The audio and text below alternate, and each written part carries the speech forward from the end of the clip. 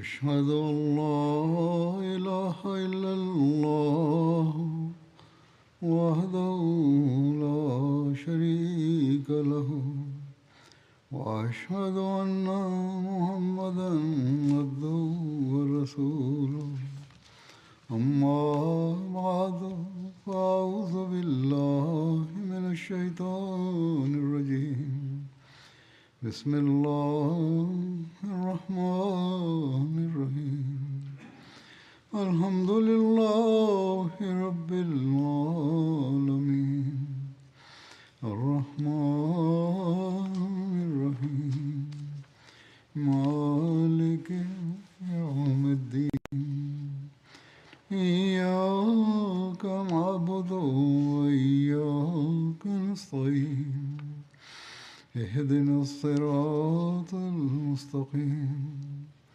صراط الذين أنعمت عليهم غير المغضوب عليهم ولا الضالين وإذا سألك عبادي عني فإني قريب أجيب دعوة الداع إذا دعاني فليستجيبوا لي وليؤمنوا بي لعلهم يرشدون. அல்லாஹ் கூறுகின்றான், தூதரே, என் அடியார்கள் உம்மிடம் என்னை பற்றி கேட்டால் நான் அவர்களுக்கு அருகில் இருக்கின்றேன். பிரார்த்தனை செய்கின்றவர் என்னை அழைக்கின்ற போது நான் அவருடைய பிரார்த்தனையை ஏற்றுக்கொள்கிறேன். எனவே அவர்களும் என் கட்டளையினை ஏற்றுக்கொண்டு என்னிடம் நம்பிக்கை கொள்ள வேண்டும்.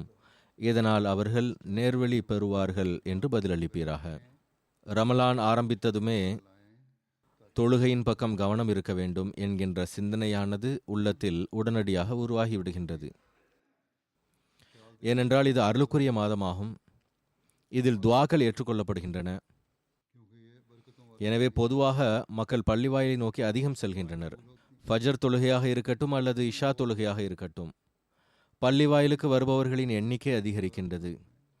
சாதாரண நாட்களில் ஃபஜர் மற்றும் மக்ரிப் இஷா தொழுகைகளில் ரமலானில் இருக்கக்கூடிய அளவுக்கு வருகை இருப்பதில்லை.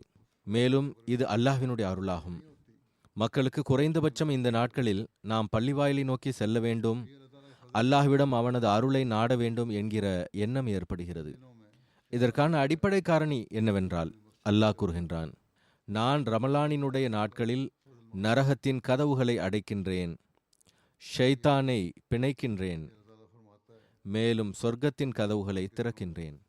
இதிலிருந்து மக்கள் அநேகமாக ரமலானிலேயே இறை வணக்கங்களின் அவசியம் உள்ளது, ரமலானில் செய்யப்படக்கூடிய துஆக்கள் அல்லது இறை வணக்கங்கள் அவைகள்தான் நம்முடைய மன்னிப்பிற்கான ஏற்பாட்டை செய்யும் என்று கருதுகிறார்கள். அஹ்மதி அல்லாத இஸ்லாமிய சேனல்கள் உள்ளன, பல்வேறு நாடுகளின் சேனல்கள் உள்ளன. அவைகளிலும் இந்த ஹதீஸானது மீண்டும் மீண்டும் போடப்படுகிறது. ஆனால் இது ஒரு தவறான சிந்தனையாகும். ரமலானில் அல்லாஹ் இறை வணக்கங்களின் பக்கம் ஏன் கவனமூட்டி இருக்கின்றான் என்றால், நீங்கள் இதை உங்களுடைய வாழ்க்கையின் அங்கமாக ஆக்குங்கள் என்பதற்காகவும். இது இல்லை என்றால் பிறகு ரமலானின் இறை வணக்கங்கள் எந்த பயனையும் தராது. மாறாக அல்லாஹ் கூறுவான், நீங்களோ ஒரு மாதத்திற்கு என இறைவணக்கம் செய்தீர்கள், 11 மாதங்கள் என்ன செய்தீர்கள்? எனவே ரமலானில் மட்டும் தொழுவோம், பள்ளிவாயில்களை நிரப்புவோம் என்ற இந்த தப்பெண்ணத்தை மனிதன் தன்னிடமிருந்து அகற்ற வேண்டும். ஏனென்றால் அதற்கு நபிகள் நாயகம் ஸல்லல்லாஹு அலைஹி வஸல்லம் அவர்கள் கூறினார்கள், எவர் ஈமானின் எதிர்பார்ப்புகள் மற்றும் நற்கூலிக்கான எண்ணத்தோடு ரமலானின் இரவுகளில் எழுந்து தொழுகின்றாரோ அவருடைய கடந்த கால பாவங்கள் மன்னிக்கப்படுகின்றன. இது அன்னாரினுடைய கூற்றாகும் என்பதில் சந்தேகமில்லை. மனிதன் நிரந்தரமாக தன்னுடைய வாழ்க்கையினுடைய அங்கமாக இந்த நன்மைகளை தொடர்வதற்கு முயற்சிக்க வேண்டும். தொழுகையின் பக்கம் கவனம் செலுத்த வேண்டும், தஹஜ்ஜுதின் பக்கம் கவனம் செலுத்த வேண்டும், நஃபில்களின் பக்கம் கவனம் செலுத்த வேண்டும். ரமலானில் அதிகமாக கவனம் ஏற்படும். இறை வணக்கம் செய்யக்கூடியவர்கள் தொடர்ந்து இறை வணக்கம் செய்வார்கள், இந்த சிந்தனையோடு பணியாற்றுகின்றார்கள். ஆனால் சில மக்கள் ரமலானில் மட்டும் இரவுகளில் எழுவது போதுமானது என்று கருதுகின்றார்கள். மனிதன் தவறுகளின் உருவகமாக இருக்கின்றான். बात लोग समझते हैं தவறுகள் நிகழ்கின்றன, नहीं रातों को उठ ஆனால் यही काफी அல்லாஹ்வும் பெரும் அருளாளனாகவும் கருணை காட்டுபவனாகவும் மன்னிக்கக்கூடியவனாகவும் இருக்கின்றான். लेकिन अल्लाह ताला எனவே அவன் ஆண்டு முழுவதும் உங்களிடமிருந்து என்ன தவறுகள் நிகழ்ந்து விட்டனவோ இனி வரும் காலங்களில் நீங்கள் அல்லாஹ்விற்கான இறை வணக்கத்தின் உரிமைகளை செலுத்தக்கூடியவர்களாக ஆவீர்கள். हो गई हैं அல்லாஹ் கட்டளையிட்டிருக்கக்கூடிய அந்த நன்மைகளை செய்யக்கூடியவர்களாக ஆவீர்கள் என்று कायम रहने की कोशिश ஒரு புதிய உறுதிமொழியை எடுப்பதற்கும் பிறகு அதில் நிலைத்திருப்பதற்கு முயற்சி செய்வதற்குமான ஒரு சந்தர்ப்பத்தை அவன் நமக்கு வழங்கியிருக்கின்றான். எனவே ஒரு முஸ்லிம் குறிப்பாக ரமலானில் அல்லாஹ் இறை வணக்கங்கள் செய்வதற்கான கட்டளையை வழங்கி இருக்கின்றான் என்றால் அதற்கான காரணம் உங்களுடைய நேர்வழி உருவாக வேண்டும் என்பதற்காகவும் அது ஒரு மாதத்திற்காக மட்டும் உருவாவதில்லை, மாறாக நிரந்தரமாக உருவாகக்கூடிய ஒன்றாக இருக்கிறது என்பதை குறிப்பாக ஒரு முஸ்லிம் நினைவில் கொள்ள வேண்டும். அல்லாஹ் இதே விஷயத்தை தான் கூறியிருக்கின்றான். का इजहार करने के लिए அதாவது அல்லாஹ் நினைவூட்டுவதற்காக தன்னுடைய அளவற்ற அருளாளன் என்கின்ற பண்பை வெளிப்படுத்துவதற்காக மீண்டும் மீண்டும் ரமலானை கொண்டு வருகின்றான். அதன் மூலம் எந்த மனிதன் வழி தவறி இருக்கின்றானோ அவனை மீண்டும் और हुकूकुल इबाद भी याद आ जाए தனது கடமைகளின் பக்கம் நினைவூட்ட வேண்டும் என்பதற்காகவும் कि किस तरह இறைவனுக்குரிய உரிமைகளும் நினைவுக்கு வர வேண்டும், அடியார்களுக்கு உரிய உரிமைகளும் நினைவுக்கு வர வேண்டும். பிறகு எவ்வாறு அவன் அல்லாஹ்வினுடைய மற்றும் அவனுடைய அடியானின் உரிமைகளை நிறைவேற்ற முடியும் என்பதை பார்க்க வேண்டும். सवाल करें என்னுடைய அடியான் मेरे बंदे உன்னிடத்தில் கேட்டால் आशिकाने इलाही हैं என்று அல்லாஹ் கூறுவதிலிருந்து देखो जब किसी இங்கு இறைவன் மீது நேசம் கொண்டிருப்பவர்கள் பொருள்படுவார்கள். 11 महीने तो इश्क का इजहार ஒருவரை நேசிக்கக்கூடியவர் और सिर्फ एक வருடத்தின் 11 மாதங்கள் நேசத்தை வெளிப்படுத்தவில்லை, अल्लाह के इश्क का ஒரு மாதத்தில் மட்டும் தனது நேசத்தை வெளிப்படுத்துகிறார் என்று யாரும் கூறுவதில்லை. बंदों का ये काम है எனவே அல்லாஹ்வை நேசிக்கக்கூடியவரின் பணி என்னவென்றால், काम को करने அல்லாஹ்வின் அடியானின் பணி என்னவென்றால், அல்லாஹ் வழங்கியிருக்கக்கூடிய கட்டளைகளுக்கு ஏற்ப நிரந்தரமாக அதை செய்வதற்கு முயற்சிக்க வேண்டும். 11 மாதங்களில் ஏதேனும் பலவீனங்கள் ஏற்பட்டிருக்கும் என்றால் இந்த நாட்களில் குறிப்பாக அதற்காக முயற்சிக்க வேண்டும். அல்லது மீண்டும் அதே பலவீனங்கள் குறைபாடுகள் வெளிப்பட்டு விடக்கூடாது என்பதற்கான ஏற்பாட்டை செய்ய வேண்டும். तो अपने महबूब की हर बात मान உண்மையாக நேசிப்பவர் दुनियावी महबूब भी हैं தனது நேசத்திற்குரியவனின் எல்லா பேச்சையும் கேட்கின்றார். इनके अंदर तो बहुत உலகில் நேசத்திற்குரியவர்கள் और उनसे नुकसान भी पहुंच அவர்கள் காட்டும் நேசமானது बसा औकात फायदा அவைகளில் பல தீமைகள் இருக்கின்றன. அவர்களின் மூலமாக இழப்புகளும் கூட ஏற்பட முடியும். नफे के அல்லது சில வேளைகளில் அவர்களிடமிருந்து நன்மைகள் கிடைப்பதில்லை. ஆனால் அல்லாஹ்வின் நேசத்தில் நன்மையை தவிர வேறொன்றும் இல்லை. முழுவதும் நன்மையாகவே இருக்கிறது. ஏனென்றால் அவன் எல்லா நன்மைகளின் தலையூற்றாக விளங்குகிறான். मैं तुम्हें जवाब எல்லா தீமைகளிலிருந்தும் பாதுகாக்கக்கூடியவனாகவும் எல்லா கஷ்டங்களிலிருந்தும் ரட்சிப்பு வழங்கக்கூடியவனாகவும் இருக்கின்றான். அவன் अल्लाह ताला का என்னிடத்தில் கேளுங்கள் என்கின்றான். अपनी बात நீங்கள் துஆ செய்யுங்கள், நான் உங்களுக்கு பதிலளிக்கின்றேன். सिर्फ अपने दुनियावी உண்மையான நேசிப்பவர் அல்லாஹ்வினுடைய நெருக்கத்தை கேட்கின்றார். எனவே நாம் அல்லாஹ்வினுடைய நெருக்கத்தை கேட்பதற்கு முயற்சிக்க வேண்டும். इससे ये நமது இறை வணக்கங்களில், कि अल्लाह ताला ரமலானின் இறை வணக்கங்களில் अपना कुर्ब अता நம்முடைய உலக நலன்களை பெறுவதற்காக மட்டும் துஆ செய்யக்கூடாது, மாறாக நமது நேசத்திற்குரியவனின் அன்பை பெறுவதற்கும் துஆ செய்ய வேண்டும்.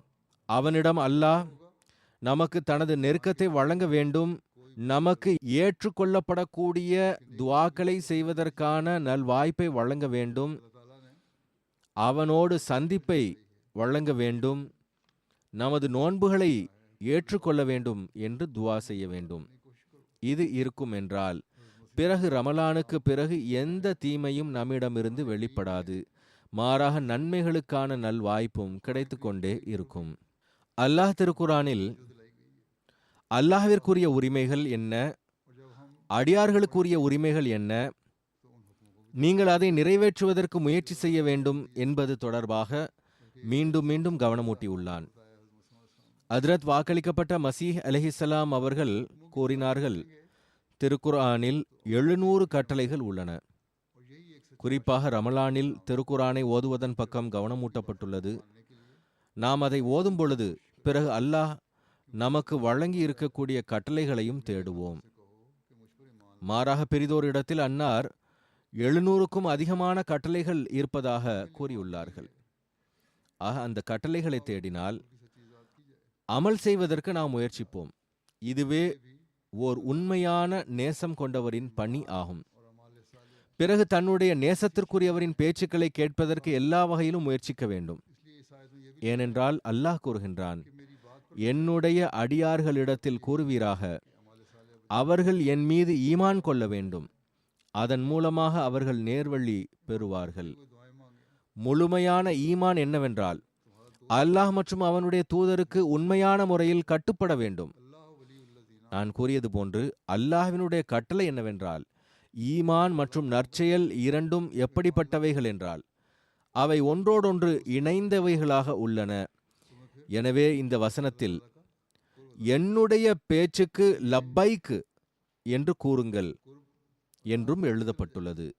அந்த விஷயங்கள் என்னவென்றால், நற்செயல்கள் செய்யுங்கள், நற்செயல்களில் நிலைத்திருங்கள் என்பதாகும். இறை வணக்கங்களை செய்தவாறு துவா செய்யுங்கள். பிறகு அல்லாஹ் கூறுகிறான், நான் உங்களுடைய நண்பனாக ஆகிவிடுவேன். வேறு இடத்தில் அல்லாஹ் கூறுகின்றான், அல்லாஹ் வலியுள்ளதீன ஆமனு, அதாவது எவர்கள் ஈமான் கொள்கின்றார்களோ அவர்களினுடைய நண்பனாக ஆகிவிடுகின்றான். அல்லாஹுடனான நட்பு மற்றும் ஈமான் உங்களுக்கு அல்லாஹுடனான நெருக்கத்தை வழங்கி கொண்டே செல்லும். அதில் முன்னேற்றம் ஏற்பட்டு கொண்டே செல்லும். இந்த நெருக்கமானது ஓரிடத்தில் நின்றுவிடக்கூடியது அல்ல. அவன் துஆக்களையும் செவியேற்பான். எனவே ரமலானில் இந்த அந்தஸ்தை பெறுவதற்கு நாம் முயற்சி செய்ய வேண்டும். அதற்கு பிறகு இந்த அந்தஸ்தில் இருந்து பின்னால் சென்று ரமலானில் எவ்வாறு இறை வணக்கங்கள் செய்து வந்தோமோ அதுபோன்று இறை வணக்கங்களுக்கான உரிமைகளை செலுத்தாமல் அல்லாஹ்வினுடைய நெருக்கத்தை பெறுவதற்கு முயற்சிக்கவில்லை என்றால் பிறகு அல்லாஹ் எவ்வாறு நண்பனாக ஆவான்? பிறகு அல்லாஹ் நண்பனாக ஆக முடியாது. அல்லாஹும் சில நிபந்தனைகளை வைத்துள்ளான். துஆக்கள் ஏற்றுக்கொள்ளப்படுவதற்கு நிபந்தனைகளை வைத்துள்ளான். அல்லாஹ் முதலில் கூறிய விஷயம் என்னவென்றால், அடியானாக ஆகி இருக்க வேண்டும், களப்பற்ற முறையில் அவனுக்கானவர்களாக இருக்க வேண்டும், களப்பற்ற முறையில் அவனுடைய இறை வணக்கத்தை மேற்கொள்ள வேண்டும், அவனை எல்லா ஆற்றல்களின் தலையூற்றாக கருத வேண்டும், வேறு ஏதேனும் உலக கடவுள்களை உருவாக்கி கொள்ளக்கூடாது, பொய்க்கடவுள்களை உருவாக்கி கொள்ளக்கூடாது, சின்ன சின்ன மக்களை தங்களுடைய நோக்கங்களுக்காக அறியாமலேயே தங்களுடைய இறைவனாக ஆக்கிக் கொள்ளக்கூடாது. அப்படியென்றால் பிறகு இது இணை வைத்தலை நோக்கி சென்றுவிடும். இப்பொழுது கடந்த தினங்களில் ஜெர்மனியினுடைய சிறப்பு பாதுகாப்பு குழுவினர் வந்திருந்தார்கள். அவர்கள் எவ்வாறு நாங்கள் இன்ன அதிகாரியை மகிழ்ச்சிப்படுத்த முடியும் என்று கேள்வி கேட்டனர். அவர்களுக்கு நான் கூறியது என்னவென்றால், நீங்கள் செய்யக்கூடிய பணியை இறைவனை திருப்தி அடைய செய்வதற்காக செய்யுங்கள். இறைவனை திருப்தி அடைய செய்வதற்காக செய்வீர்கள் என்றால் அல்லாஹ் தானே உங்களுடைய அதிகாரிகளின் கவனத்தையும் இதன் பக்கம் திருப்பி விடுவான். மேலும் அவர்கள் உங்களுடைய நலனுக்கான ஏற்பாட்டை செய்ய முயற்சிப்பார்கள். மேலும் உங்களோடு கருணையோடும் அனுதாபத்தோடும் நடந்து கொள்வார்கள். ஆனால் எல்லாவற்றையும் விட மேலான விஷயம் என்னவென்றால், அல்லாஹ்விடம் அவனுடைய கருணை மற்றும் அனுதாபத்தை கேளுங்கள். மேலும் அவனுடைய கட்டளைகளின்படி அமல் செய்வதற்கு முயற்சி செய்யுங்கள். நாம் ஹஜ்ரத் சௌத்ரி ஜஃபருல்லா கான் சாஹிப் அவர்களினுடைய உதாரணத்தை கூறுகின்றோம். எவ்வாறு அவர்கள் அரசியினுடைய அவையில் நிம்மதியற்ற தன்மையை வெளிப்படுத்தினார்கள். அவர்கள் அமர்ந்திருந்த போது மீண்டும் மீண்டும் தன்னுடைய கைக்கடிகாரத்தை பார்க்க தொடங்கினார்கள். அதிகாரிகள் அவர்களிடத்தில் காரணம் கேட்ட பொழுது, என்னுடைய இறை வணக்கத்திற்கான நேரமாகும், இறை வணக்கம் செய்வதற்கான நேரம் அருகில் வந்துவிட்டது என்று கூறினார்கள். இது அல்லாஹ்வுடைய கட்டளையாகும், இதை நான் செய்வது அவசியமாகும். எனவே இந்த நேரம் வீணாகிவிடக்கூடாது, நேரம் கடந்துவிடக்கூடாது என நிம்மதி இழந்துள்ளேன் என்றார்கள். எனவே அவர்கள் அதற்கான ஏற்பாட்டை செய்தார்கள். ஆகவே இதுவே துணிச்சலாகும். மேலும் இதுவே ஒவ்வொரு அஹ்மதி இடத்திலும் இருக்க வேண்டிய ஈமானின் எதிர்பார்ப்பு ஆகும். நாம் இந்த உதாரணங்களை கொடுக்கின்றோம் என்றால் நாம் இந்த முன்மாதிரியை பின்பற்றவும் வேண்டும். பிறகு ஹஜ்ரத் நபிகள் நாயகம் ஸல்லல்லாஹு அலைஹி வஸல்லம் அவர்கள் நன்மையின் பக்கம் கவனமூட்டுவதற்கு நமக்கு எண்ணற்ற விஷயங்களை எடுத்துரைத்துள்ளார்கள். எண்ணற்ற ஹதீஸ்கள் உள்ளன. இக்காலத்தில் ஹஜ்ரத் வாக்களிக்கப்பட்ட மசி அலைஹிஸ்ஸலாம் அவர்கள் அன்னாரின் உண்மை பேரன்பராக உள்ளார்கள். அதற்கான உரிமையை செலுத்தினார்கள். நமக்கு நன்மையின் பக்கம் கவனமூட்டி உள்ளார்கள். நம்முடைய பையத் நிபந்தனைகளிலும் பல நிபந்தனைகள் என்னவென்றால், அல்லாஹ்விற்குரிய உரிமைகள் மற்றும் அடியார்களுக்குரிய உரிமைகளின் பக்கம் கவனம் செலுத்துங்கள் என்பதாகும். எனவே இவைகளின் பக்கம் நாம் கவனம் செலுத்த வேண்டும். இவைகளை நாம் செய்வோம் என்றால் பிறகு அல்லாஹ் நம்முடைய நண்பனாக ஆகிவிடுவான், நம்முடைய நண்பனாகவும் ஆகிவிடுவான், நம்முடைய துஆக்களையும் செவியேற்பான். எவர்கள் பொறுமையின்மையை வெளிப்படுத்துவதில்லையோ அவர்களினுடைய துஆக்களை அல்லாஹ் கேட்கின்றான் என்று ஹஜ்ரத் நபிகள் நாயகம் ஸல்லல்லாஹு அலைஹி வஸல்லம் அவர்கள் கூறினார்கள். அதாவது, நான் அதிக துஆக்களை செய்துவிட்டேன், அல்லாஹ் என்னுடைய துஆக்களை செவியேற்கவில்லை என்று அவர்கள் கூறுவதில்லை. இது நிராகரிப்பாகும். ஈமானை விட்டு தூரம் அழைத்துச் செல்லக்கூடிய விஷயங்களாகும். ஒரு நம்பிக்கையாளருக்கு எப்பொழுதும் இவைகளிலிருந்து தவிர்ந்திருக்க வேண்டும். எனவே இந்த விஷயங்களின் பக்கம் கவனம் செலுத்த வேண்டிய அவசியம் உள்ளது. சில மக்கள் நாங்கள் அதிக துஆக்கள் செய்துள்ளோம் என்று எனக்கும் எழுதுகின்றார்கள். முதல் விஷயம் என்னவென்றால், அல்லாஹ்வுடைய நெருக்கத்தை பெறுவதற்காக துஆ செய்யவில்லை. அவர்கள் தங்களுடைய உலக நோக்கங்களுக்காக துஆக்கள் செய்துள்ளார்கள். மேலும் எப்பொழுது அவர்களுக்கு உலக பிரச்சனைகள் உருவாகினவோ அப்பொழுது செய்துள்ளார்கள். உலக பிரச்சனைகளினுடைய தீர்வுக்காக அல்லாஹ்வுக்கு நெருக்கமாவீர்கள் என்றால் பிறகு அல்லாஹ் ஏன் அந்த விஷயங்களை கேட்க வேண்டும்? நண்பன் எப்பொழுது அவனுடைய நட்பின் உரிமையை நிறைவேற்றுகிறான் என்றால் அவன் சாதாரண நிலைமைகளிலும் அவனோடு நட்பை பாராட்டி இருந்திருக்க வேண்டும். அவனுடைய பேச்சுக்களை கேட்டிருக்க வேண்டும். அப்பொழுது அவன் உங்களுடைய பேச்சுக்களை கேட்பான். எனவே இந்த விஷயத்தை எப்பொழுதும் நினைவில் கொள்ள வேண்டும். அதாவது, நாம் நம்முடைய நோக்கங்களுக்காக உலக காரியங்களுக்காக அல்லாஹ்விடத்தில் செல்லக்கூடாது. மாறாக அல்லாஹ்வினுடைய நெருக்கத்தை பெறுவதற்காக அல்லாஹ்விற்கு அருகில் செல்வதற்கு முயற்சிக்க வேண்டும்.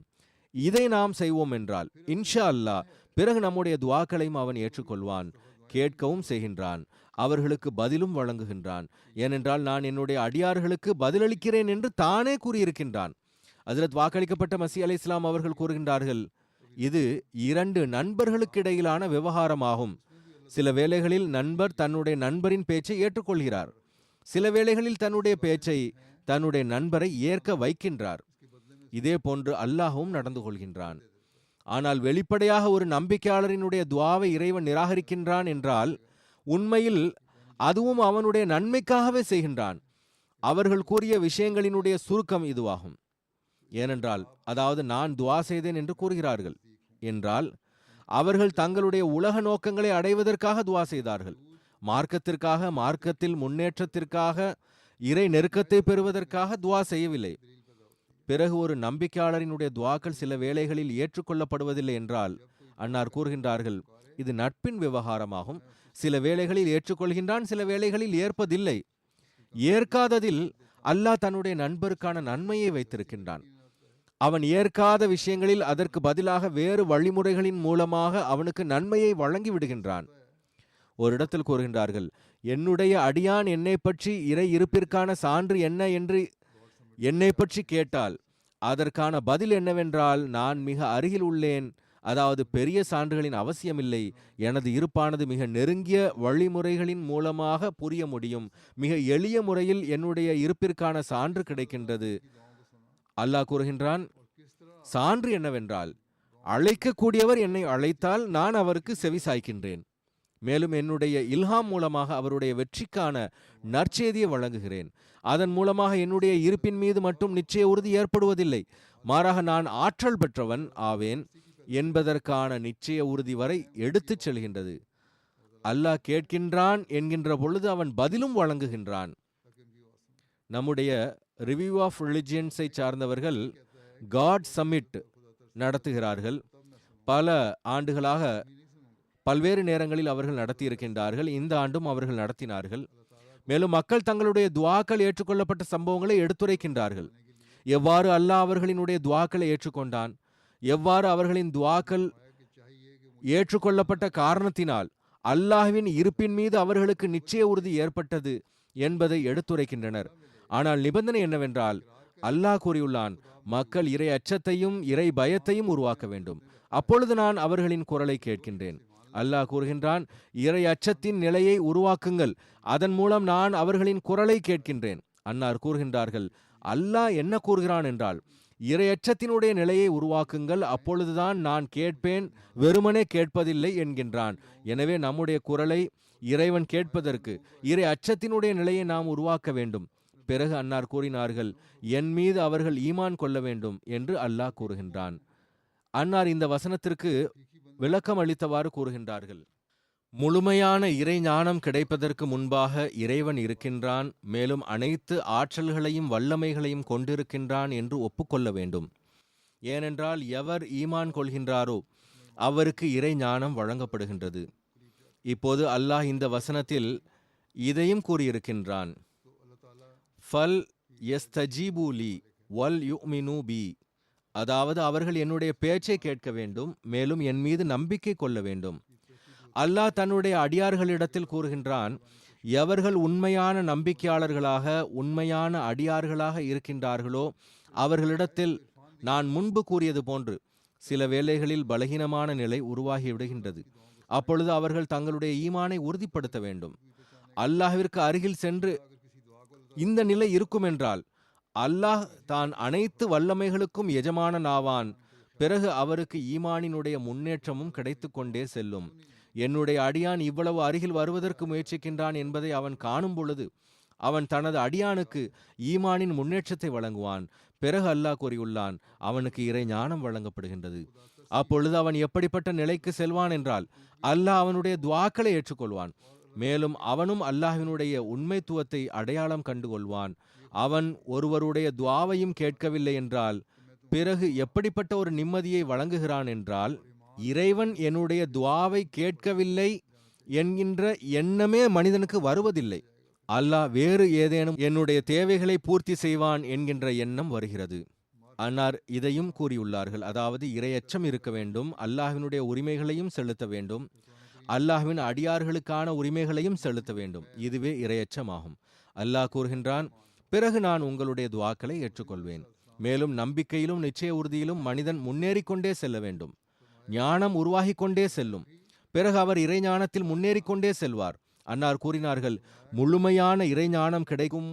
பிறகு திருக்குரானில் யுமினூன பில் கைபி என்று வந்துள்ளது, அதாவது மறைவானவற்றின் மீது ஈமான் கொள்ள வேண்டும். இதற்கு மிகவும் நுட்பமான ஞானமிகு விளக்கத்தை வழங்கி இருக்கின்றார்கள். ஓரிடத்தில் கூறியுள்ளார்கள், இறைவனுடைய பெயர் ஆகும். ஓரிடத்தில் கூறியுள்ளார்கள், கைப் என்பது இறைவனுடைய பெயராகும். அல்லாஹ் கூறுகின்றான், ஒவ்வொரு துஆவிற்கு முன்பும் இறைவன் இருக்கின்றான். அவன் எண்ணற்ற பண்புகளை கொண்டவனாக இருக்கின்றான் என்றால் நிச்சய உறுதி இருக்க வேண்டும். அவன் அனைத்து வல்லமைகளையும் ஆற்றல்களையும் கொண்டுள்ளான். இந்த நிச்சய உறுதியோடு அல்லாஹ்வை நோக்கி முன்னேறுவீர்கள் என்றால், அவன் முன் குனிவீர்கள் என்றால், அவனிடத்தில் துஆக்களை கேட்பீர்கள் என்றால், பிறகு உங்களுக்கு அல்லாஹ்வை முழுமையான முறையில் அடையாளம் காண முடியும். இறை ஞானம் கிடைக்கும்.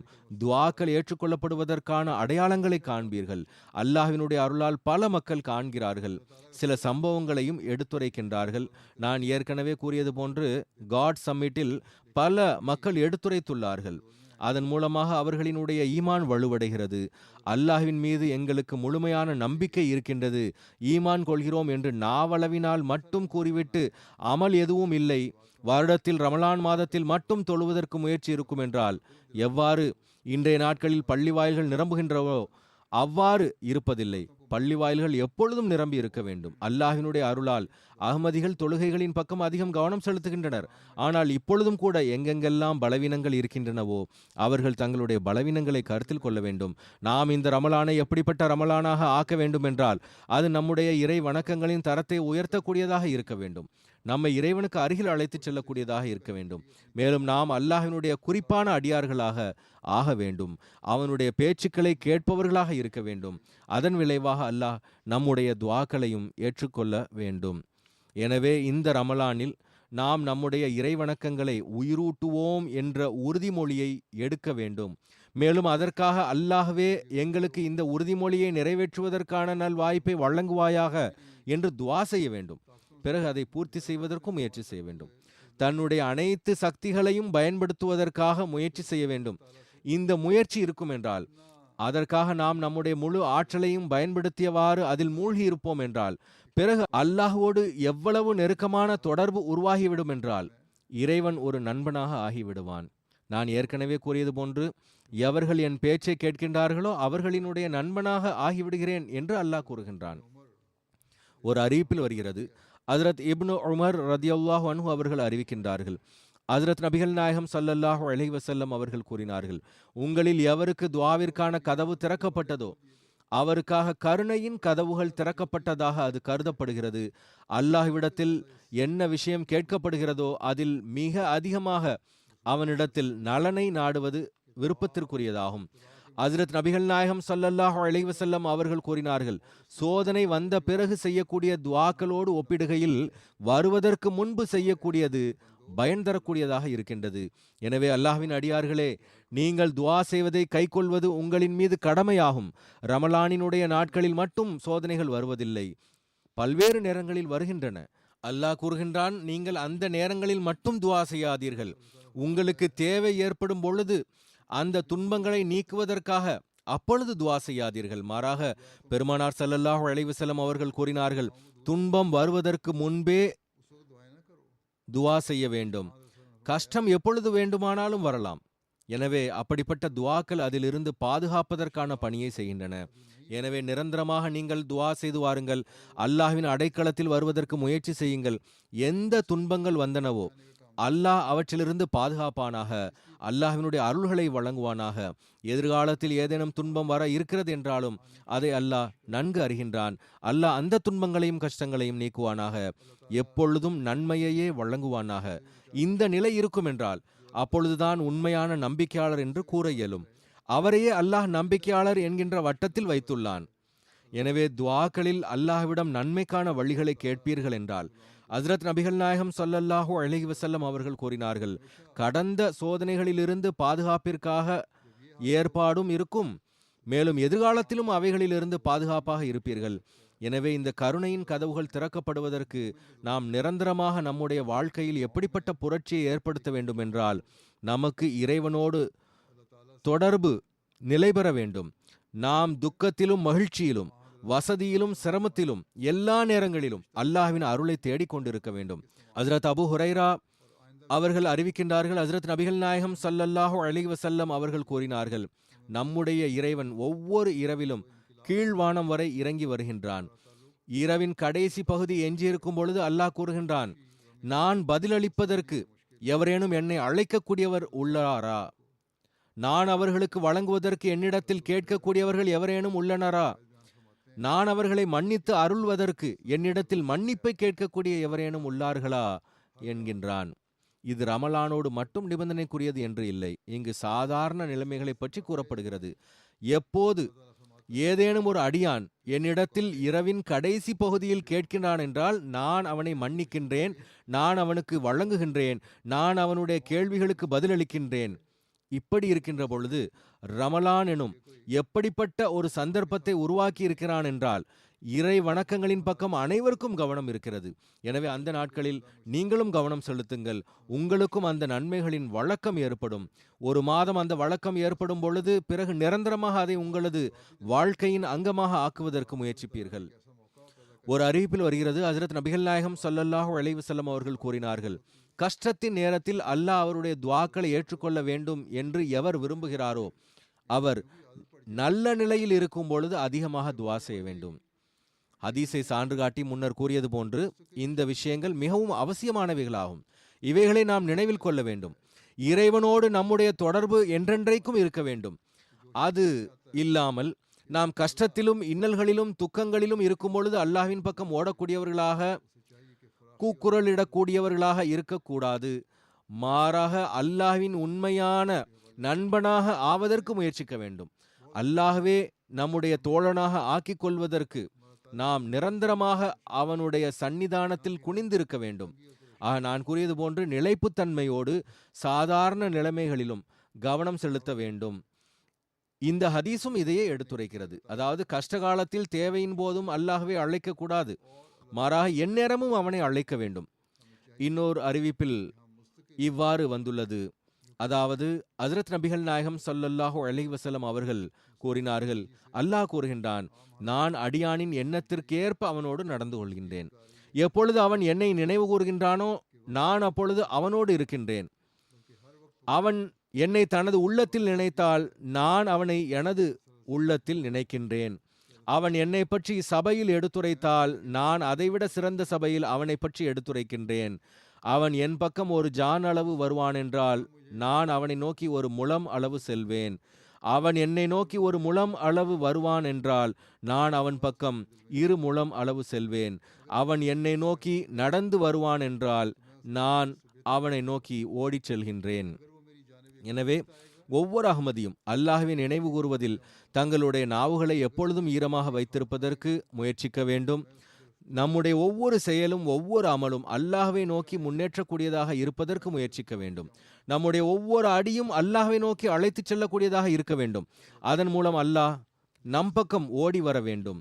மேலும் நம்மை அவன் தனது அன்பின் போர்வையில் போர்த்தி கொள்ள வேண்டும். மேலும் அவன் நமது தேவைகளை பூர்த்தி செய்ய வேண்டும். கஷ்டமாக இருந்தாலும் செழிப்பாக இருந்தாலும் எல்லா நிலையிலும் நாம் அல்லாஹ்வின் அடியார்களாக இருக்க வேண்டும்.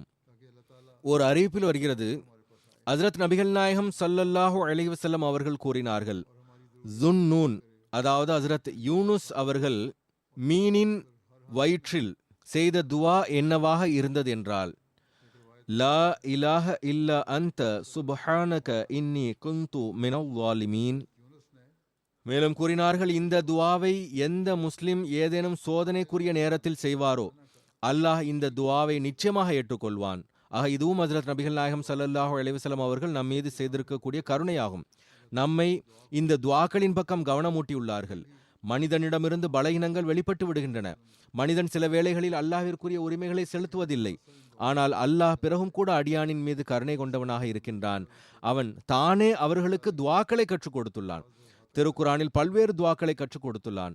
அவைகளை ஏன் கற்றுக் கொடுக்கப்பட்டுள்ளன என்றால், அல்லாஹ் ஏன் அதை குறிப்பிட்டு இருக்கின்றான் என்றால், நபிமார்களினுடைய துவாக்களை அல்லாஹ் ஏன் நமக்கு கற்றுக் கொடுத்திருக்கிறான் என்றால், அல்லாஹ் கற்றுக் கொடுத்த இந்த துவாக்களை நாம் கேட்கும் பொழுது அவைகளை அல்லாஹ் ஏற்றுக்கொள்வான்.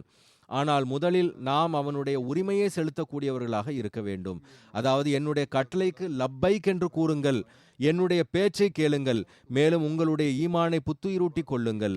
எனவே நாம் நம்முடைய நிலைகளை நாமே ஆய்வுக்கு உட்படுத்த முடியும். அதாவது நாம் எந்த அளவுக்கு அல்லாஹ்வினுடைய கட்டளைகளை செவி சாய்க்கின்றோம். நான் தற்போது ஓதிய ஹஜ்ரத் யூனுஸ் அலைஹிஸ்ஸலாம் அவர்களினுடைய துவா தொடர்பாக அதை விளக்கியவாறு ஹஜ்ரத் வாக்களிக்கப்பட்ட மஸீஹ் அலைஹிஸ்ஸலாம் அவர்கள் கூறுகின்றார்கள், இதிலிருந்து நமக்கு கிடைக்கின்ற பாடம் என்னவென்றால், அல்லாஹ் நியதியை மாற்றுகின்றான். அழுது தான தர்மங்கள் செய்தால், ஹஜ்ரத் யூனுஸ் அலைஹிஸ்ஸலாம் அவர்களினுடைய சமுதாயத்தினுடைய சம்பவம் அதில் என்ன குறிப்பிடப்பட்டுள்ளது என்றால், தண்டனை விதிக்கப்பட்ட பிறகும் கூட அது ரத்தாகி விடுகின்றது. தண்டனைக்கான தீர்ப்பாகி விட்டது பிறகும் கூட துவாவினால் அல்லாஹ் அதை ரத்து செய்து விடுகின்றான். சில மக்கள் கூறுகின்றார்கள், நான் முன்பும் கூறியது போன்று அல்லாஹ் நியதியில் எழுதிவிட்டான், இது நிகழ்ந்தே தீரும் என்று கூறுகின்றனர். பிறகு நாம் ஏன் துவா செய்ய வேண்டும், என்ன தேவை உள்ளது, நம்மைகள் செய்ய வேண்டிய அவசியம் என்ன இருக்கின்றது என்று கூறுகின்றனர். அன்னார் கூறினார்கள், அல்லாஹ் இந்த துவாவை கற்றுக் கொடுத்திருக்கின்றான். மேலும் ஹஜ்ரத் யூனுஸ் அலைஹிஸ்ஸலாம் அவர்களினுடைய சம்பவத்தை எடுத்துரைத்து, நியதியினுடைய தீர்ப்பை, அதாவது என்னுடைய தீர்ப்பை நான் மாற்றக்கூடியவனாக இருக்கின்றேன், மாற்றுகின்றேன் என்பதற்கான சான்றையும் வழங்கியிருக்கின்றான். நீங்கள் அழுது தொழுவீர்கள் என்றால், உங்களுக்கு இறைவனோடு சரியான தொடர்பு ஏற்படும் என்றால், நீங்கள் நன்மையை செய்ய தொடங்கினால், தீமையிலிருந்து தவிர்ந்திருக்க தொடங்கினால், இறை சன்னிதானத்தில் அழுது நடுநடுங்கினால், அன்னார் கூறுகின்றார்கள், நான் உங்களுக்கு புரிய வைக்க விரும்புவது என்னவென்றால், தண்டனை விதிக்கப்பட்ட பிறகு துவா செய்கிறார்கள் என்றால், பாவமன்னிப்பு கோருகிறார்கள் என்றால், தான தர்மங்கள் செய்கிறார்கள் என்றால், அல்லாஹ் அவர்களின் மீது கருணை காட்டுகிறான். மேலும் இறை தண்டனையிலிருந்து அவர்களை காப்பாற்றுகின்றான். அன்னார் இதையே கூறியுள்ளார்கள். அதாவது உங்களுடைய துவாக்கள் உண்மையில் உண்மையான உள்ளத்தோடு செய்யப்பட்டுள்ளன என்றால், உங்களுடைய பாவ மன்னிப்புகள் உண்மையானது என்றால், சோதனைகள் வந்துவிட்டாலும் கூட அல்லாஹ் எந்த அளவு கருணையாளனாக உள்ளான் என்றால், அப்பொழுதும் அவன் உங்களை காப்பாற்றுகின்றான். கூறினார்கள், என்னுடைய இந்த விஷயங்களை கதையாக கேட்காதீர்கள், நான் அல்லாஹ்விற்காக கூறுகின்றேன். தங்களது நிலைமைகளை பற்றி ஆராயுங்கள், நீங்களும் மேலும் உங்களுடைய நண்பர்களுக்கும் துஆவில் மூழ்கி இருக்குமாறு கூறுங்கள். பாவ மன்னிப்பானது இறை தண்டனை மற்றும் கடு சோதனைகளிலிருந்து பாதுகாக்கக்கூடியதாக இருக்கின்றது. அதிகமாக பாவ மன்னிப்பு கூறுங்கள். இது கேடயமாகும், அதாவது உங்களுடைய கேடயமாகும். பாவ மன்னிப்பு செய்வீர்கள் என்றால் அல்லாஹ் உங்களை காப்பாற்றுவான். கடந்த நாட்களில் நான் துஆவிற்கான திட்டத்தை கூறியிருந்தேன். அதில் இஸ்திக்ஃபாரின் பக்கமும் கவனமூட்டியிருந்தேன். இஸ்திக்ஃபார், அதாவது பாவ மன்னிப்பு கோருவது, கேடயமாகும். அன்னார் கூறுகின்றார்கள், திருக்குரானில் அல்லாஹ் கூறுகின்றான், மா கேன் அல்லாஹு முஅஸிபுஹும் வஹும் யஸ்தக்ஃபிரூன்.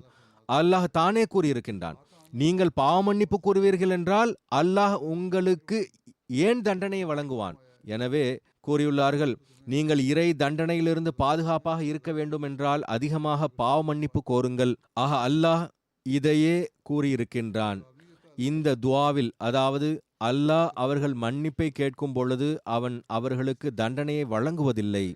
இதன் விளக்கத்தில் ஹஜ்ரத் வாக்களிக்கப்பட்ட மஸீஹ் அலைஹிஸ்ஸலாம் அவர்கள் கூறியுள்ளார்கள், நீங்கள் இறை தண்டனையிலிருந்து பாதுகாப்பாக இருக்க வேண்டும் என்றால் அதிகமாக பாவ மன்னிப்பு கோருங்கள். பிரிதோர் அறிவிப்பில் வருகிறது, ஹஜ்ரத் நபிகள் நாயகம் ஸல்லல்லாஹு அலைஹி வஸல்லம் அவர்கள் கூறினார்கள், அல்லாஹ் மிகுந்த வெட்க உணர்வு கொண்டவனாக, கருணையாளனாக, கொடையாளனாக உள்ளான். அடியான் அவனிடத்தில் இரு கைகளையும் உயர்த்தும் பொழுது அவைகளை காலியாகவும் தோல்வியுற்றும் திருப்பி அனுப்ப வெட்கப்படுகின்றான். அதாவது உண்மையான உள்ளத்தோடு கேட்கப்பட்ட துஆவை அவன் ரத்து செய்வதில்லை, மாறாக அதை ஏற்றுக்கொள்கிறான். எனவே நாம் அல்லாஹ்விடத்தில் கேட்கக்கூடிய துஆவை உண்மையான உள்ளத்தோடு கேட்க வேண்டும். கடந்த பாவங்கள் மற்றும் தவறுகளுக்கு மன்னிப்பு கேட்க வேண்டும். மேலும் அல்லாஹ்விடத்தில் எதிர்காலத்தில் நன்மையில் நிலைத்திருக்கும் நல்வாய்ப்பை பெறுவதற்காக துஆ செய்ய வேண்டும். பிறகு அதில் நிலைத்திருப்பதற்கு முயற்சி செய்ய வேண்டும். ரமலானிலும் அதற்காக முயற்சி செய்யுங்கள், அதற்காக துஆ செய்து வாருங்கள். ரமலானுக்கு பிறகும் கூட அதற்காக முயற்சி செய்யுங்கள். பிறகு பாருங்கள் அல்லாஹ் எவ்வாறு ஓடி நம் பக்கம் வருகின்றான் என்று. அவன் நம்மை தனது அரவணைப்பில் எடுத்துக்கொள்கின்றான். ஹஜ்ரத் வாக்களிக்கப்பட்ட மஸீஹ் அலைஹிஸ்ஸலாம் அவர்கள் கூறுகிறார்கள், எவ்வாறு இறைவனின் வேதங்களில் நல்ல மனிதர்கள் மற்றும் தீயவர்களிடையே வேறுபாடு காட்டப்பட்டிருக்கின்றதோ, அவர்களின் வெவ்வேறு அந்தஸ்துகள் குறிப்பிடப்பட்டு இருக்கின்றதோ, அதேபோல் இறைவனுடைய இயற்கை சட்டத்தில் இறைவனை அருளின் ஊற்றாக கருதி சொல்லாலும் செயலாலும் துஆவின் மூலமாக அவனிடத்தில் சக்தியையும் உதவியையும் கேட்கக்கூடியவருக்கும், வெறும் தனது திட்டத்தாலும் தனது உதவியிலும் நம்பிக்கை வைத்து துஆவை கேளிக்கையாக கருதுபவருக்கும், இன்னும் கூற வேண்டுமென்றால் இறைவனிடமிருந்து தன்னிறைவு பெற்றவனாகவும் அகங்காரம் கொண்ட நிலையிலும் இருக்கக்கூடியவருக்கு வேறுபாடு உள்ளது. எந்த நபர் கஷ்டம் மற்றும் சோதனையின் நேரத்தில் இறைவனிடம் துஆ செய்கின்றாரோ, கஷ்டத்திற்கான தீர்வை நாடுகின்றாரோ, அவர் துஆவை அதற்குரிய உச்சபட்ச நிலை வரை எடுத்து சென்றால், அதாவது இங்கு ஒரு நிபந்தனை வைக்கப்பட்டுள்ளது, அதாவது துஆவை அதன் உச்சகட்ட நிலை வரை எடுத்துச் செல்கிறார் என்றால் இறைவனிடமிருந்து உண்மையான சந்தோஷத்தை பெறுகின்றார். ஒருவேளை அவருக்கு அந்த நோக்கம் கிடைக்கவில்லை என்றாலும் கூட வேறு ஏதேனும் வகையில் ஆறுதலும் நிம்மதியும் இறைவன் புறமிருந்து கிடைக்கின்றது. மேலும் கூறினார்கள், அவர் ஒருபோதும் தோல்வி அடைய மாட்டார். வெற்றி பெறுவதோடு மட்டுமின்றி ஈமானிய ஆற்றலும் முன்னேற்றம் அடைகிறது, நம்பிக்கை அதிகரிக்கின்றது. இந்த விஷயங்களை நாம் பார்க்க வேண்டும். அதாவது நாம் அல்லாஹ்வினுடைய அருள்களை பெற வேண்டும் என்றால் அல்லாஹ் தானே நன்மை மற்றும் தீமை இடையே வேறுபாட்டை வைத்துள்ளான். எவர் நல்லவராக இருக்கின்றாரோ அவர் அல்லாஹ்வை அருளின் ஊற்றாக கருதுகின்றார். ஒவ்வொரு அருளின் ஊற்று அல்லாஹ்வின் இருப்பு என நம்புகிறார். கிடைக்கின்ற ஒவ்வொரு அருளையும் அல்லாஹ்விடமிருந்து கிடைப்பதாக கருதுகிறார். அவனிடமே ஆற்றலை கேட்கின்றார் என்றால் நிச்சயமாக அவர் நம்பிக்கையாளர் ஆவார். ஒரு ஆணவம் கொண்டவர் இது போன்ற நிலையில் இருப்பதில்லை. நான் உலக காரணிகளை பயன்படுத்தி பலவற்றை அடைந்து விடுவேன் என்று கருதுகிறார். அப்படிப்பட்ட நிலை இருக்கும் என்றால் பிறகு அல்லாஹும் ஏதேனும் ஒரு வேளையில் அப்படிப்பட்டவர்களை பிடித்து விடுகின்றான். பிறகு ஒரு அறிவிப்பில் வருகிறது, ஹஜ்ரத் நபிகள் நாயகம் ஸல்லல்லாஹு அலைஹி வஸல்லம் அவர்கள் தொடர்பான அறிவிப்பு. அன்னார் ஏதேனும் ஒரு சபையிலிருந்து எழும்பொழுது இவ்வாறு துஆ செய்து வந்தார்கள், அதாவது, என்னுடைய அல்லாஹ்வே, நீ எங்களுக்கு உன் மீதான அச்சத்தை வழங்குவாயாக, அதை எங்களுக்கும் பாவங்களுக்கும் இடையே ஒரு தடையாக ஆக்கி விடுவாயாக. எங்களிடமிருந்து ஒருபோதும் உனக்கு கட்டுப்படாமல் இருப்பது வெளிப்பட்டு விடக்கூடாது. நீ எங்களை சொர்க்கத்தில் நுழைய செய்யக்கூடிய அளவிலான கட்டுப்படுதலின் அந்தஸ்தை எங்களுக்கு வழங்குவாயாக. உலக சோதனைகளை நீ எங்கள் மீது எளிதாக்கக்கூடிய அளவிலான நம்பிக்கையை எங்களுக்கு வழங்குவாயாக. என்னுடைய அல்லாஹ், எங்களை எங்களுடைய காதுகள், எங்களுடைய கண்கள், எங்களுடைய ஆற்றல்கள் மூலமாக வாழ்நாள் முழுவதும் சரியான பயனடைவதற்கான நல்வாய்ப்பை வழங்குவாயாக. மேலும் இந்த நன்மைக்கு வாரிசாக ஆக்குவாயாக. எவர்கள் எங்கள் மீது அநீதி இழைக்கின்றனரோ எங்களுக்காக நீ பழி தீர்ப்பாயாக. மேலும் எவர் எங்களோடு எதிர்ப்பு கொண்டுள்ளார்களோ அவருக்கு எதிராக எங்களுக்கு உதவி புரிவாயாக. மார்க்கத்தில் எந்த வகையான சோதனைகள் வருவதிலிருந்தும் பாதுகாப்பாயாக. உலகம் எங்களுடைய மிகப்பெரிய கவலையாக இல்லாதிருக்குமாறு செய்வாயாக. மேலும் எங்களுடைய அறிவின் எல்லை இந்த உலகமாக மட்டும் இல்லாதிருக்கச் செய்வாயாக. எங்களுடைய கவலை இந்த உலகமாக மட்டும் இல்லாதிருக்கட்டுமாக.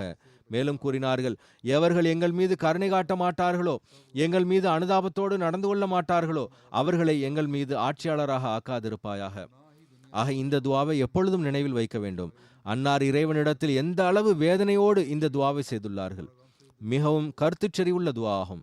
ஹஜ்ரத் நபிகள் நாயகம் ஸல்லல்லாஹு அலைஹி வஸல்லம் அவர்கள் இதை நமக்கு வழங்கி இருக்கின்றார்கள்.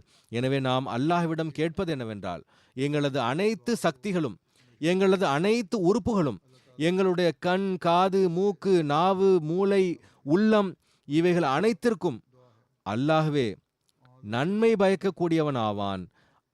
நம்முடைய ஒவ்வொரு உறுப்பும் அல்லாஹ்விற்கு நன்றி செலுத்தக்கூடியதாக ஆக வேண்டும். நாம் அவனுடைய அருள்களுக்கு வாரிசாக வேண்டும்.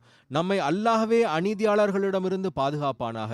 இன்றைய நாட்களில் உலக நிலைமைகள் சில இடங்களில், மேலும் பாகிஸ்தானிலும் வேறு இடங்களிலும், பங்களாதேஷிலும் பிற பகுதிகளிலும் பிற நாடுகளிலும், அல்ஜீரியா போன்ற நாடுகளிலும் அல்லது வேறு இடங்களிலும், ஆப்பிரிக்காவினுடைய நாடுகளிலும் சில தவறான குழுக்களின் ஆதிக்கங்கள் உள்ளன. அந்த அமைப்புகள் தரப்பிலிருந்து தாக்குதல்கள் நிகழ்கின்றன. இந்த அமைப்புகளுக்கு அரசாங்கம் அஞ்சி அவர்களினுடைய பேச்சை ஏற்றுக்கொள்கின்றனர். எனவே நாம் அல்லாஹ்விடம் துவா செய்ய வேண்டும். அவன் நமக்கு அநீதியாளர்களிடமிருந்து ரட்சிப்பை வழங்குவானாக. மேலும் அவர்களை பழி வாங்குவானாக. எவர்கள் நம்மை எதிர்க்கிறார்களோ அவர்களுக்கு எதிராக நமக்கு உதவி புரிவானாக. இவ்வாறு ரமலானில் நாம் துவா செய்வோம் என்றால் அல்லாஹ் ஒரு மகத்தான புரட்சியை ஏற்படுத்துவான். பிறகு நாம் பார்ப்போம், பாகிஸ்தானின் மௌலவியாக இருக்கட்டும் அல்லது சக்தி படைத்த மனிதனாக இருக்கட்டும் அல்லது ஏதேனும் அரசாங்கமாக இருக்கட்டும், ஒருபோதும் நமக்கு எவ்வித இழப்பையும் அவர்களால் ஏற்படுத்த முடியாது. நாம் களப்பற்ற முறையில் அல்லாஹ்வின் பக்கம் குனிவோம் என்றால் பிறகு அல்லாஹ் நம்முடைய உதவிக்கு வருவான். நண்பனாக இருப்பதற்கான உரிமையை செலுத்துவான். ஹஜ்ரத் வாக்களிக்கப்பட்ட மஸீஹ் அலைஹிஸ்ஸலாம் அவர்கள் கூறுகிறார்கள், அருளை பெறுவதற்கான எளிய வழிமுறை துவா ஆகும். மேலும் துவா முழுமை அடைவதற்கான அம்சங்கள் என்னவென்றால் அதில் உருக்கம் இருக்க வேண்டும். பணிவு, நிம்மதி இழந்த நிலை, நடுநடுக்கம் போன்றவை உருவாக வேண்டும். கூறினார்கள், எந்த துவா பணிவுடனும் உருக்கத்துடனும் வேதனை உள்ளத்தாலும் நிரம்பி இருக்கின்றதோ அது இறைவனின் அருளை ஈர்த்து கொண்டு வருகிறது. மேலும் அது ஏற்றுக்கொள்ளப்பட்டு உண்மையான நோக்கங்கள் வரை எட்டச் செய்கிறது.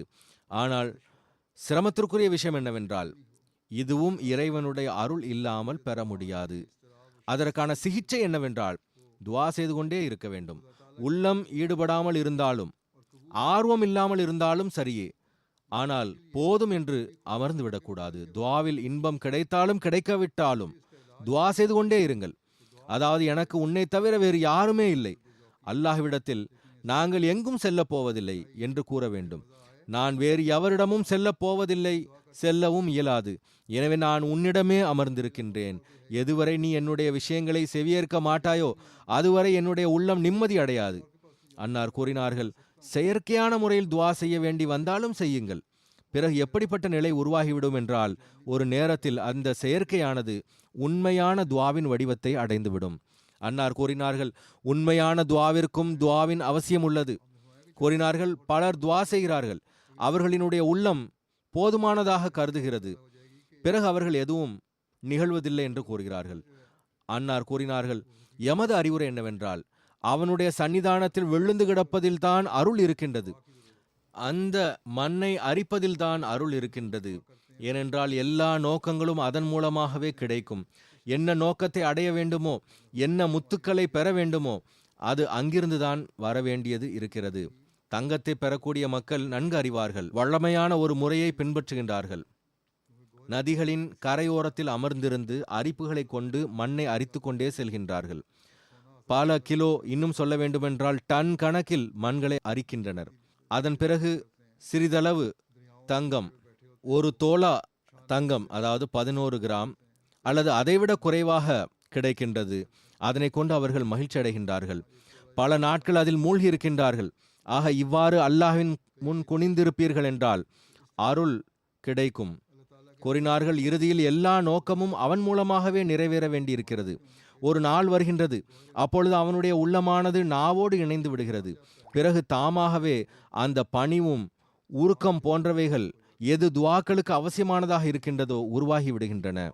உருக்கத்தை ஏற்படுத்துவது மிகவும் அவசியமானதாகும். கூறினார்கள், எவர் இரவில் எழுகின்றாரோ அவர் கவனத்தோடு தொழவில்லை என்றாலும் பொறுமையின்மையோடும் வேக வேகமாக தொழுதாலும் கூட அந்த நிலையிலும் அவர் துஆ செய்தால், அதாவது இறைவா, உள்ளம் உன்னுடைய ஆதிக்கத்தில் இருக்கின்றது, நீ அதை தூய்மைப்படுத்துவாயாக என்று துஆ செய்தால், அந்த இறுக்கமான வேளையிலும் கூட அல்லாஹ் நாடினால் மன தெளிவை வழங்குகிறான். உள்ளத்து நிலைமையில் அல்லாஹ் எப்படிப்பட்ட நிலையை ஏற்படுத்துகிறான் என்றால், பிறகு அவனில் கவனம் உருவாக ஆரம்பித்துவிடும். உள்ளத்தில் இருந்த தடைகள் நீங்கிவிடும். உருக்கம் உருவாகிவிடும். இறுக்கமாக இருந்த நிலையானது அகன்றுவிடும். துஆ செய்வதன் அவசியத்தின் பக்கம் கவனம் மட்டும் ஏற்படாது, மாறாக உள்ளத்தில் இருந்து துஆக்கள் எழத் தொடங்கும். மேலும் கூறினார்கள், அந்த தருணம் எப்படிப்பட்டதாக இருக்கிறது என்றால் அதுவே துஆக்கள் ஏற்றுக்கொள்ளப்படுவதற்கான நேரம் என்று அழைக்கப்படுகிறது. அப்படிப்பட்ட நிலை இருக்கும் என்றால் துஆ ஏற்றுக்கொள்ளப்படுவதற்கான நேரம் என்று புரிந்து கொள்ளுங்கள். அப்பொழுது ஆன்மா இறை சன்னிதானத்தில் தண்ணீரை போன்று வழிந்தோடுவதை அவர் காண்பார். எவ்வாறு ஒரு துளி நீரானது மேலிருந்து கீழ்நோக்கி பாய்கிறதோ அதே போன்று. எனவே அப்படிப்பட்ட நிலையில் உருக்கம் ஏற்படுகின்றது. பிறகு மனிதன் அதில் நிலைத்திருப்பான் என்றால் அல்லாஹ் உருக்கத்தை உருவாக்கி விடுகின்றான். பிறகு துஆக்கள் ஏற்றுக்கொள்ளப்படுவது வெளிப்பட துவங்கிறது. பிறகு அன்னார் கூறுகின்றார்கள், எந்த இறைவனின் பக்கம் நாம் அழைக்கின்றோமோ அவன் மிகுந்த கருணையாளனும் வெட்க உணர்வு கொண்டவனாகவும் உண்மையாளனாகவும் விசுவாசம் உள்ளவனாகவும் பணிவானவர்களின் மீது கருணை காட்டக்கூடியவர்களாகவும் இருக்கின்றான். எனவே நீங்களும் விசுவாசம் உள்ளவர்களாக ஆகிவிடுங்கள். உண்மையான விசுவாசத்தோடு துஆ செய்யுங்கள். அவன் உங்கள் மீது கருணை காட்டுவான். உலக கூச்சல்களிலிருந்து விலகி இருங்கள். சுய சண்டைகளுக்கு மார்க்க நிறம் பூசாதீர்கள். இறைவனுக்காக தோல்வியை மேற்கொள்ளுங்கள். தோல்வியை ஏற்றுக்கொள்வீர்கள் என்றால் பெரும் பெரும் வெற்றிகளுக்கு நீங்கள் வாரிசாவீர்கள். கூறினார்கள், சின்ன சின்ன உலக விஷயங்களில் இருந்தும் உங்களை பாதுகாக்க வேண்டும். அல்லாஹ்வின் நெருக்கத்தை பெறுவதற்கு அவைகளிலிருந்து பாதுகாப்பாக இருக்க வேண்டும். அடியார்களுக்குரிய உரிமைகளை செலுத்துவதன் பக்கம் கவனம் செலுத்த வேண்டிய அவசியம் உள்ளது. தங்களது இரத்த உறவுகளின் பக்கம் கவனம் செலுத்த வேண்டிய அவசியம் உள்ளது. தங்களது நண்பர்களுக்கான உரிமைகளை வழங்குவதன் பக்கம் கவனம் செலுத்த வேண்டிய அவசியம் உள்ளது. அப்போதுதான் அல்லாஹ்விற்குரிய உரிமைகளை செலுத்துவதன் பக்கம் கவனம் பிறக்கும். பிறகு மனிதன் துஆக்கள் ஏற்றுக்கொள்ளப்படுவதற்கான அடையாளத்தையும் காண்பான். ஆனால் கூறுகின்றார்கள், துஆவின் முதல் அருள் என்னவென்றால் மனிதனிடத்தில் தூய மாற்றம் உருவாகிறது. துஆ ஏற்றுக்கொள்ளப்படுவதற்கு அவசியமான ஒன்று என்னவென்றால் தூய மாற்றம் உருவாக வேண்டும். தூய மாற்றங்கள் என்பது ரமலானில் மட்டும் உருவாவதில்லை. மாறாக நிலையான தூய மாற்றம் உருவாகும் போது துஆ ஏற்றுக்கொள்ளப்படுவதற்கான தாக்கங்கள் மனிதன் மீது வெளிப்படுகின்றது. பிறகு அன்னார் கூறுகின்றார்கள், தூய மாற்றம் உருவாகும் போது துஆ ஏற்றுக்கொள்ளப்படுவதற்கான அடையாளங்கள் மனிதனின் மீது வெளிப்படுகின்றது. பிறகு அன்னார் கூறினார்கள், அந்த மாற்றத்தினால் இறைவனும் தன்னுடைய பண்புகளில் மாற்றத்தை ஏற்படுத்துகிறான். அவனுடைய பண்புகள் மாறாதவைகளாகும். ஆனால் மாறியவனுக்காக அவனின் ஒரு தனி வெளிப்பாடு நிகழ்கின்றது.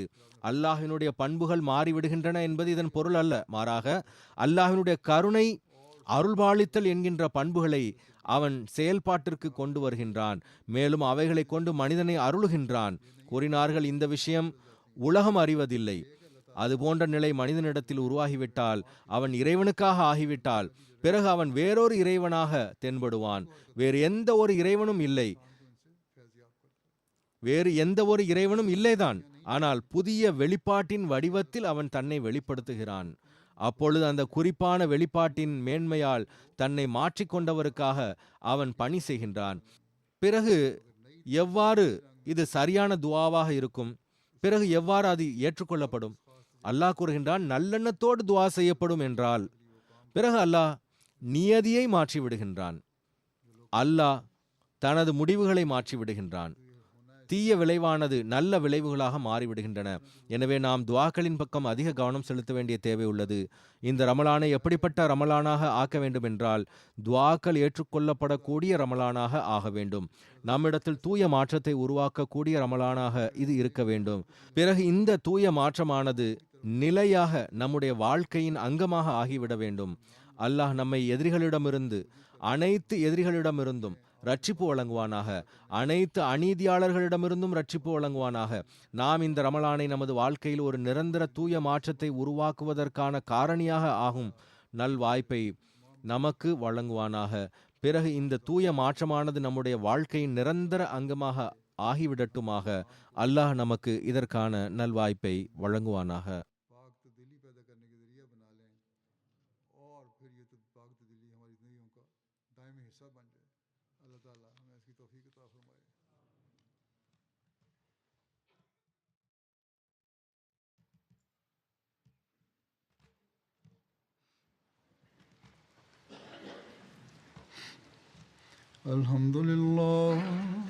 الحمد لله نحمده ونستعينه ونستغفره ونؤمن به ونتوكل عليه ونعوذ بالله من شرور أنفسنا ومن سيئات أعمالنا من يهده الله فلا مضل له ومن يضلل فلا هادي له ونشهد أن لا إله إلا الله ونشهد أن محمدا عبده ورسوله عباد الله رحمكم الله إن الله يأمر بالعدل والإحسان وإيتاء ذي القربى وينهى عن الفحشاء